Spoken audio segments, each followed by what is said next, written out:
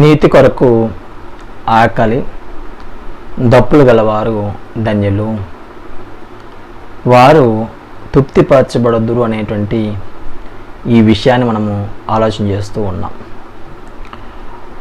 యేసు వారు చెప్పేటువంటి ఈ ధన్యత మనము ఇష్టపడితే మన జీవితంలో చాలా ఉన్నతమైనటువంటి ప్రవర్తనను వృద్ధి చేస్తుంది, బలమైనటువంటి వ్యక్తిత్వాన్ని వృద్ధి చేస్తుంది.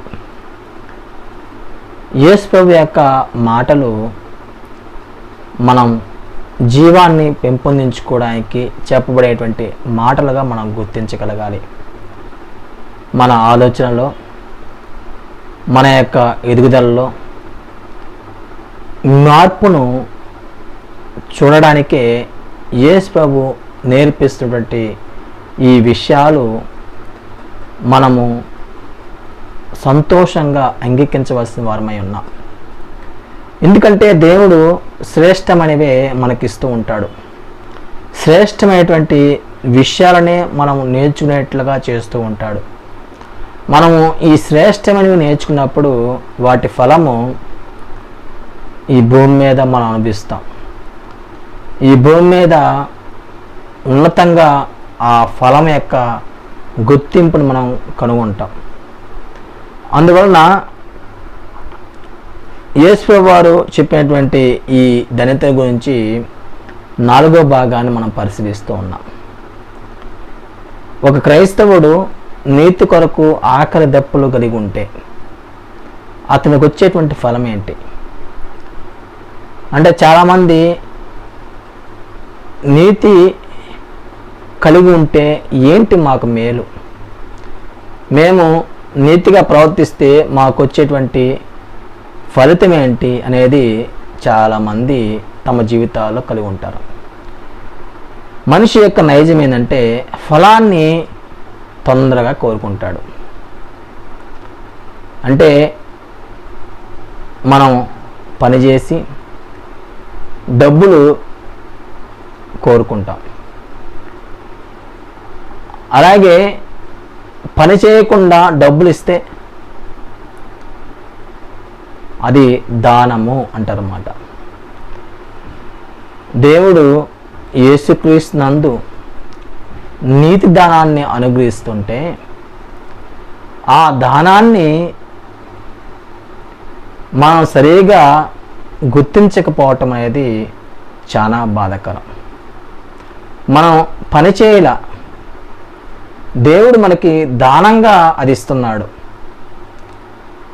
అప్పుడు మనం మన జీవితాల్లో ఆ దానాన్ని ఎంత బాగా సంతోషంగా దాని విషయంలో ఆనందించవలసిన వారమే ఉన్నాం. మనం పని చేయకుండా డబ్బు తీసుకుంటే ఆనందంగా ఉంటామా, దుఃఖపడుతూ ఉంటామా?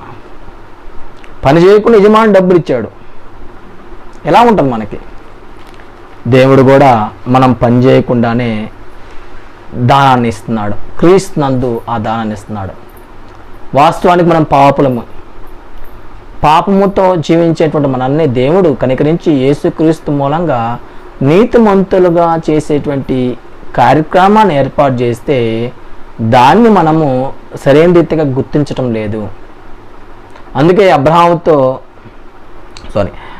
అందుకే రోమాపత్రిక 4వ అధ్యాయంలో ఈ విషయాన్ని తెలియజేస్తున్నాడు. 4వ అధ్యాయము 4వ వచనంలో, పని చేయువానికి జీతము రుణమే గాని దానమని ఎంచబడదు. పని చేయక భక్తిని నీతిమంతునిగా తీర్చువాని యందు విశ్వాసముంచు వానికి వాని విశ్వాసము నీతిగా ఎంచబడుచున్నది. పనిచేస్తే జీతము రుణమే, దానంగా ఎంచబడదు. ఇక్కడ ఒక భక్తిహీనుల్ని దేవుడు నీతిమంతుడిగా తీరుస్తుంటే, విశ్వాసం మూలంగా నీతిమంతుడిగా చేస్తూ ఉంటే, ఆ గొప్ప వరాన్ని, ఆ గొప్ప దానాన్ని మన జీవితంలో మనం గుర్తించలేకపోవటం ఎంత దయానీయమైనటువంటి పరిస్థితితో మనం అర్థం చేసుకోగలగాలి. అంచేత యేసుక్రీస్తు నందు మనం నీతిమంతులుగా తీర్చబడుతున్నాం. నీతి కొరకు ఆకలి దప్పులు గలవారుగా ఉండేట్లుగా మనము నీతిని సాధకం చేయగలగాలి. బలమైనటువంటి ఈ శరీర అవసరతల యొక్క గుర్తింపును మనం బాగా ఆలోచిస్తూ ఉన్నాం. వాటి యొక్క శక్తిని మనం గుర్తిస్తూ ఉన్నాం. అవి ఎంత ప్రభావంగా మన అవసరతను ముందు తీసుకెళ్తాయో మనం గుర్తిస్తూ ఉన్నాం. అలాగే మన జీవంలో ఎదగటానికి, జీవంలో మనం పెంపడటానికి దేవుని నీతి ఎంత ప్రభావంగా మన జీవితంలో ఉండాలో అనేది మనం గుర్తించుకోగలగాలి. దేవుని నీతి చేతనే మన జీవంలో ఎదుగుతూ ఉంటాం. నీతిని మనం పెంపొందించుకునే కొద్దీ జీవ స్వభావము అభివృద్ధి చెందుతూ ఉంటుంది. అందుచేత క్రైస్తవుడు దేవుని నీతిని అనుసరిస్తే వచ్చే ఫలం ఏంటి అనే విషయాన్ని మనం ఈ పాఠంలో నేర్చుకోబోతున్నాం. యేసు వారు చెప్పాడు, నీతి కొరకు ఆకలి దప్పులు గలవారు ధన్యులు, వారు తృప్తిపరచబడదురు అని. కాబట్టి నీతి కొరకు ఆకలి దప్పులు కలిగి ఉంటే వారికి వచ్చే ఫలం ఏంటంటే సంతృప్తి. సంతృప్తికరమైనటువంటి జీవితాన్ని మనుషులు ఇష్టపడటం లేదు. ఇంకా కావాలి, ఇంకా కావాలనేటువంటి దురాశకు లోనయ్యేటువంటి పరిస్థితుల్లో మనిషి యొక్క జీవన విధానం కొనసాగుతుంది. సంతృప్తికరమైనటువంటి జీవితాన్ని అభ్యాసం చేసుకోకపోతే పరలోకంలో స్థానం ఉండదు అనేది మొదటి గ్రహించవలసినటువంటి విషయం. ప్రతి విషయంలో కూడా సంతృప్తిని కలిగి ఉండేట్లుగా నేర్చుకుని ఉండాలి అనేది పౌలు యొక్క మాటల్లో మనం ఆలోచించగలుగుతాం. పత్రిక 4వ అధ్యాయము 11వ వచనం కాడి నుంచి మనం చదివితే, నాకు కొదువు కలిగినన్న నేను ఇలాగ చెప్పటలేదు. నేను ఏ స్థితిలో ఉన్నానో ఆ స్థితిలో సంతృప్తి కలిగి నేర్చుకుని ఉన్నాను. దీనస్థితిలో ఉండనెరుగుదును, సంపన్న స్థితిలో ఉండనెరుగుదును. ప్రతి విషయంలోనూ అన్ని కార్యములోనూ కడుపు నుండి ఉండుటకును, ఆకలి కలిగి ఉండుటకును, సమృద్ధి కలిగి ఉండుటకును, లేమిలో ఉంటుకును నేర్చుకుని ఉన్నాను. సంతృప్తి కలిగి ఉండటం అనేది నేర్చుకునేటువంటి స్వభావము. పౌలు యేసుక్రీస్తు నందు జీవిస్తూ తను నేర్చుకుంటున్నటువంటి విషయాన్ని మనం పరిశీలిస్తే, ప్రతి విషయంలో, ప్రతి కార్యంలో సంతృప్తి కలిగి ఉండటానికి తను నేర్చుకుంటూ ఉన్నాడు.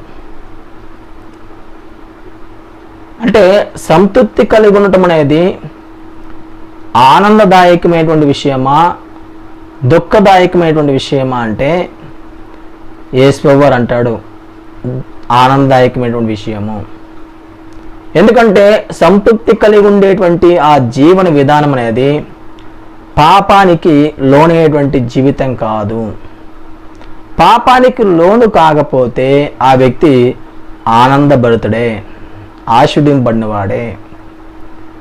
కాబట్టి పాప మరణ నియమముల చేత జీవించేటువంటి వ్యక్తి సంతృప్తి కలిగి ఉండటానికి అభ్యాసం చేసుకోలేడు.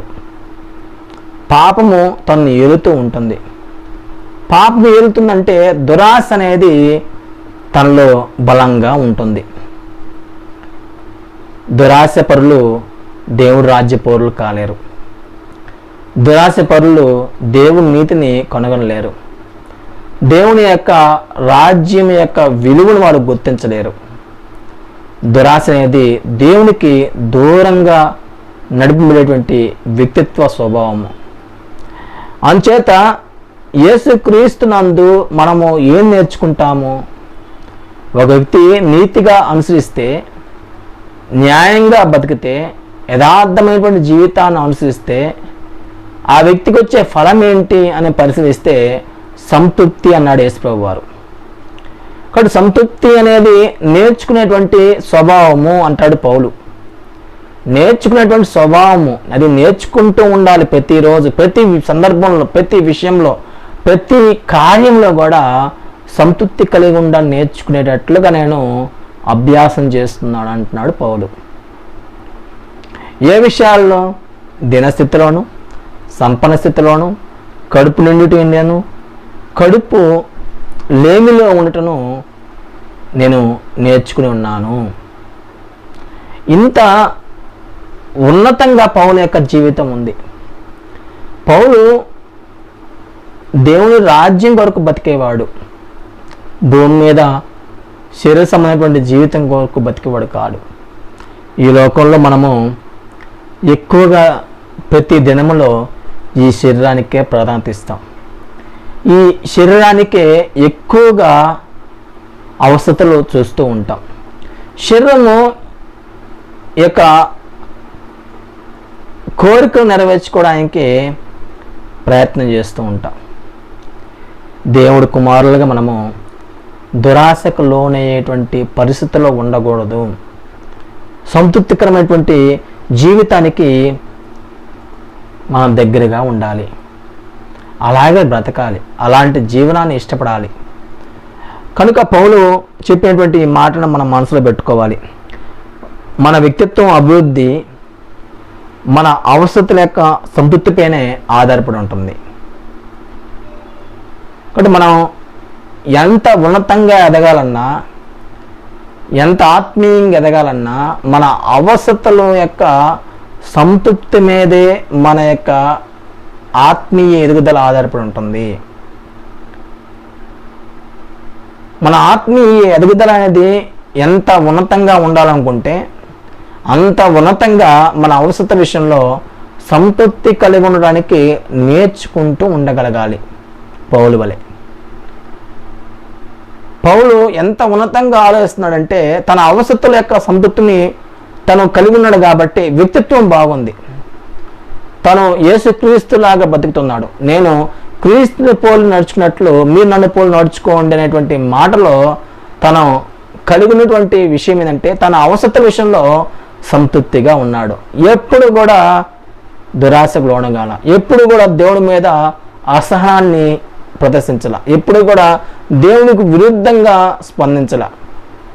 తను చేసే ప్రతి పని సంతృప్తిగా ఉండేట్లుగా చేస్తాడు. సంతృప్తికరంగానే ప్రవర్తిస్తాడు, ఆలోచిస్తాడు. దేవుని నీతిని బట్టి ప్రతి కార్యాన్ని, ప్రతి పరిస్థితిని జరిగించడానికి కృషి చేస్తాడు. అందుకే తన జీవితంలో యేసు యొక్క మనసును కలిగి ఉన్నాడు. యేసు యొక్క మనసును కలిగి ఉండాలంటే అవసరత యొక్క సంతృప్తిని జాగ్రత్తగా నిర్వర్తించుకోగలగాలి. అవసరతలు ఎంత ఉన్నతంగా మనము సంతృప్తిని వెతుకుతామో మన ఆత్మీయ వ్యక్తిత్వం అనేది అంత ఉన్నతంగా ఎదుగుతూ ఉంటుంది. మన యొక్క శీలము దేవుని యొక్క స్వభావానికి దగ్గరగా వెళ్తూ ఉంటుంది. అందుచేత క్రైస్తవుడు వ్యక్తిత్వాన్ని అభివృద్ధి చేసుకోవడానికి అవసరతలను సంతృప్తిపరచుకోవాల్సిన ఆవశ్యకత ఉంది. దేవుని నీతి, దేవుని ఆజ్ఞలు, కట్టడలు అనుసరిస్తేనే వస్తుంది అనే విషయాన్ని మనం గుర్తించగలగాలి. మన జీవితంలో చాలా సందర్భాల్లో దేవుని నీతి నియమాలను అనుసరించం, కానీ నీతిమంతులుగా ఉన్నట్లుగా వేషధారణ కనబరుస్తూ ఉంటాం. వేషధారణ అనేది చాలా ప్రమాదకరమైంది. వేషధారణ అనేది భూమి మీద కానీ మనం చూపిస్తే పరలోకానికి వెళ్ళాం. రియాలిటీగా మన జీవితాన్ని మనం కొనసాగించగలగాలి. ఎవరిని మెప్పించడానికి, ఎవరి యొక్క గొప్పల కొరకు, ఎవరి యొక్క గుర్తింపు కొరకు మనం బ్రతకటం లేదు ఈ భూమి మీద. క్రైస్తవులు ఈ భూమి మీద దేవుడు కుమారులు. నన్ను ఎవరు అంగీకరిస్తారు, ఎవరు అంగీకరించరు, ఎవరు నన్ను పట్టించుకుంటారు, ఎవరు నన్ను పట్టించుకోరు, ఎవరు నన్ను గొప్ప చేస్తారు, ఎవరు నన్ను గొప్ప చేయరు అనే దాని మీద నువ్వు ఆధారపడకూడదు. నువ్వు ఆధారపడవలసినటువంటి విషయం ఏంటంటే దేవుని నీతి మీద ఆధారపడాలి. దేవుని యొక్క నీతి కలిగినటువంటి నియమం మీద ఆధారపడాలి. దాని మీద ఆధారపడుతూ లోకం నిన్ను దూషించినా నీకు ఇబ్బంది లేదు, దేవుడు నిన్ను మహింపరుస్తాడు. లోకం నిన్ను తృణీకరించినా ఇబ్బంది లేదు, లోకం నిన్ను అపనిందలు వేసినా నీకు ఇబ్బంది లేదు. కారణం ఏంటంటే నువ్వు దేవుని నీతిని జరిగిస్తూ ఉన్నావు. ఒకవేళ కానీ దేవుని నీతి నెరవేర్చకుండా లోకం మనల్ని గొప్ప చేస్తుంది. అంత గొప్ప సేవకుడని, ఉన్నతంగా ఉన్నాడని, బాగా ప్రార్థనాపరుడని, లేదా ఇంకోటి లోకం మనల్ని గొప్ప చేస్తే అతిశయించే వ్యక్తులుగాను మొదట ఆ గౌరవాన్ని ఇంకా పెంచుకోవడానికి వేషధారణతో కూడిన ప్రవర్తనను మనం కలిగి జీవిస్తే పరలోకాన్ని మనము చూసేటువంటి అవకాశం లేదు. యేసువారు కొండ మీద చేసినటువంటి ప్రసంగంలో వేషధారణ గురించి చాలా తీవ్రంగా మాట్లాడాడు. అంచేత మన జీవితాల్లో వేషధారణ ఉండకూడదు. వేషధారణ అనేది దేవుడికి అసహ్యమైంది. ఏదైనా సరే రియల్గా ఉండాలి, యథార్థంగా ఉండాలి, దేవుని దృష్టికి నీతిగా జీవించడానికి ప్రయత్నం చేయగలగాలి, నీతిగా ప్రవర్తించడానికి ప్రయత్నం చేయగలగాలి. వేషధారణతో ఉన్నటువంటి ఈ ఆలోచన దృక్పథం ఉందని చూసారా, అది నిన్ను మోసం చేస్తుంది. నిన్ను మోసం చేసుకోవడానికి వేసేటువంటి వేషం మాత్రమే. మనుషులను గుర్తిస్తారు, మనుషుల్ని గొప్ప చేస్తారు. దానికోసమా మనం ఈ జీవితాన్ని జీవిస్తుంది? దానికోసమా మన ఈ లోకంలో బతుకుతుంది? కాదు. దేవుడు మనల్ని గుర్తించాలి, దేవుడు మనల్ని మహింపరచాలి, దేవుడు మనల్ని పరిశుద్ధులందరి ఏట గొప్ప చేయాలి. అందుకోసం కదా మనం క్రీస్తులో ఉన్నది. కాబట్టి క్రైస్తవుడు దేవుని యొక్క నియమాన్ని, ఆజ్ఞలను, కట్టలను అనుసరిస్తే నీతి కలిగిద్ది. ద్వితీయోపదేశకాండము 6వ అధ్యాయము 25వ వచనంలో ఈ విషయం రాయబడింది. మన దేవుడు యెహోవా మనకు ఆజ్ఞాపించినట్టు ఆయన సన్నిధిని ఈ సమస్తమైన ఆజ్ఞలను అనుసరించి మనం నడుచుకున్నప్పుడు మనకు నీతి కలుగును. నీతి ఎప్పుడు కలిగిద్ది? దేవుని యొక్క ఆజ్ఞలను, కట్టడలను, నియమాలు అనుసరించినప్పుడు నీతి కలిగిద్ది. దేవుని ఆజ్ఞలు, కట్టడలు అనుసరించకుండా జీవ నియమానికి దూరంగా ఉంటే నీతి కలగదు. నీతి కలిగినటువంటి జీవితం ఉండదు. అతను వేషధారిగా ఉంటాడు. మనుషులేట మెప్పు కొరకు ప్రయత్నం చేస్తూ ఉంటాడు. మనుషుల మెప్పు కోరుకునేవాడు దేవుని మెప్పు కోరుకోలేడు. మనుషులు కంటే దేవుడు ఉన్నతుడు. దేవుని మెప్పును కోరుకునేట్లుగా మనం జీవించగలగాలి. అందుచేత క్రైస్తవులు దేవుని నీతిని కలిగి జీవించాలంటే ఆయన ఆజ్ఞలను, కట్టడలను, జీవ నియమాన్ని అనుసరిస్తేనే నీతి వస్తుంది అనే విషయాన్ని మనం గుర్తిస్తున్నాం. క్రైస్తవులు సంతృప్తికరమైన జీవితాన్ని దేవుని నీతి అందు ఉందని గుర్తించాలి. దేవుని యొక్క నీతి అందు మన సంతృప్తికరమైనటువంటి స్థితి ఉంది. నీతిగా ప్రవర్తిస్తే నాకేంటి లాభం, నాకేంటి బహుమానం అంటే నిత్య జీవము, పరిశుద్ధత కలుగుటియే మన జీవితానికి క్రీస్తున్నటువంటి ఉన్నతమైనటువంటి స్థితి. దాని యొక్క ఫలం ఏంటంటే నిత్యజీవం అన్నాడు రోమపత్రికలో పౌలు. కాబట్టి పరిశుద్ధత యొక్క ఫలం ఏంటంటే నిత్యజీవము. ఒక క్రైస్తవుడు నీతిగా వరిస్తే అతనికి వచ్చే ఫలం ఏంటి? నిత్యజీవము. కాబట్టి నిత్యజీవం కొరకు ఈ భూమి మీద నీవు సంతృప్తికరమైనటువంటి జీవనాన్ని అభ్యాసం చేసుకోగలగాలి.